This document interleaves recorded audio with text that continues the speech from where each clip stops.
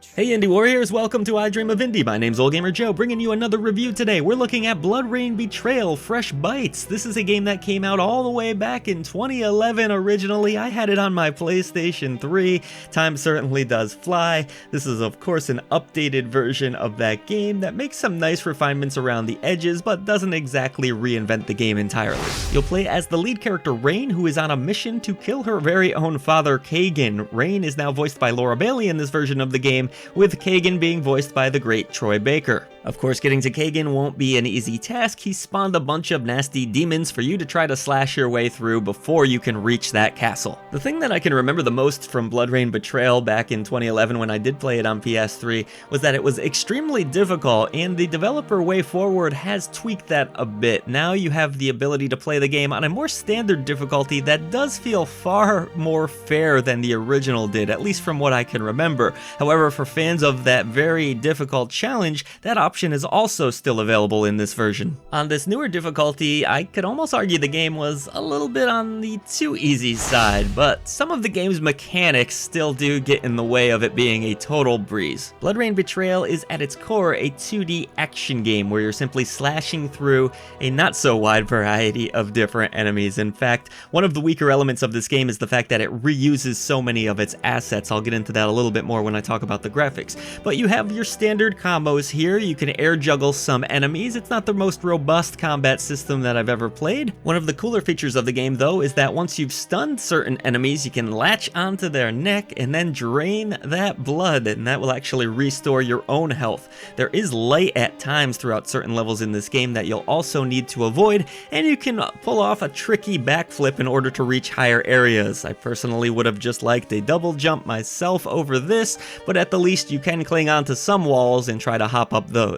At some points, Rayne will also transform into a different character entirely. For example, you might have to play as a bird, which can dash and move through certain areas that Rayne is unable to. If all of that wasn't enough, you also have a few guns at your disposal. One of these guns shoots out a ray of light and can be used to solve puzzles, and then you have a standard handgun. You can toggle between these using the right bumper. The standard handgun can actually lean into the puzzles at times too. For example, you might have to shoot an enemy into a vat of goo and then jump on their corpse. While I did enjoy this game's combat for the most part, I have to say the platforming sections of the game are where it really suffers. I can appreciate that the developer gave Rayne a pretty good amount of different abilities to work with, but the overall platforming just doesn't feel all that great. There are times in the game that you'll need to be precise, and it's just not quite there for what the game is demanding. You can dash in the title as well, which will help you to reach farther away ledges, and these sections can be some of the most frustrating, like when blades are chasing you and it's an endless scrolling screen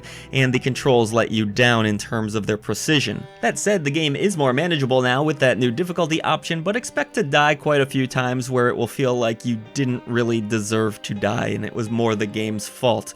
Still, the checkpoint system is pretty forgiving, so not the end of the world. I want to talk about the visuals for a moment here because they are fantastic. The hand-drawn art animates beautifully, and I just got a new monitor up to 144 Hz, so I was able to enjoy this game in a 120 frames per second mode. I thought it looked very fast, very fluid that way. I really enjoyed playing the game at this higher resolution of 1440p as well. You can go all the way up to 4K if your monitor or your screen can do so, and I think the game still looks pretty nice. The animations are really the star of the show here. Some of the backgrounds, they do get pretty repetitive as the levels go on. You kind of get sick of seeing this castle background. There's not a lot of variety there, and as I mentioned, not a ton of variety in the enemies. This blonde dude must have the longest family line in the history of families or something, because I just saw so much of him that it was getting nauseating. It's not just the blonde dude that you'll see a lot of though, as the blood balloons, massive weird looking creatures that do animate beautifully, will also be repeated. I would say in general this game loves reusing assets. Still, it is a really nice looking game, no denying it. I loved the art style in general, and I think the soundtrack that accompanies this game is quite effective. It has a gothic vibe that fits the mood perfectly and more of a heavy metal tone. The upgrades at voice acting are effective too. It's good to have the original voice actress of Rayne return, and you know Troy Baker, he's a great actor and works well as the villain here.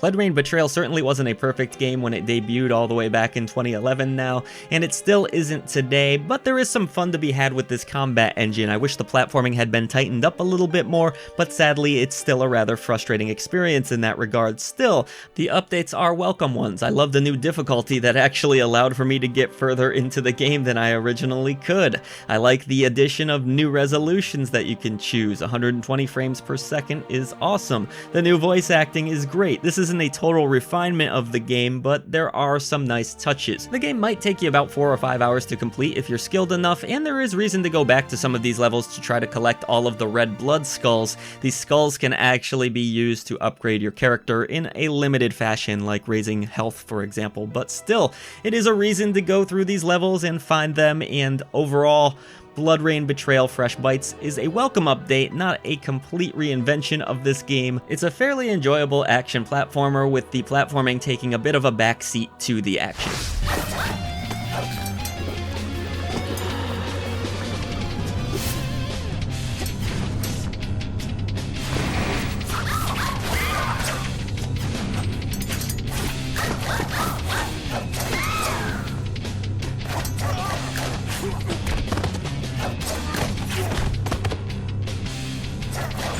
Thank you so much for watching the latest video from I Dream of Indie. We would now like to take a moment to pay tribute to our great indie warriors who support us through channel memberships. Mitchell Hall, Bunny, Kevalo, Bill Tcaz, Christian Cruz, Strick9, Chris Jackson, Nathan Moore, Peach, Adriana Amato, CJR, PSC, C Coil, Skepticism, Jen Rose, Jesse, CPM, Julian Colbus, and JRS the 8th. Thank you so much for all you do for independent developers, publishers, and for I Dream of Indie. Everybody else, please head down to the description box below. Let's defeat the echo chamber and bring a voice to the voiceless ones in gaming.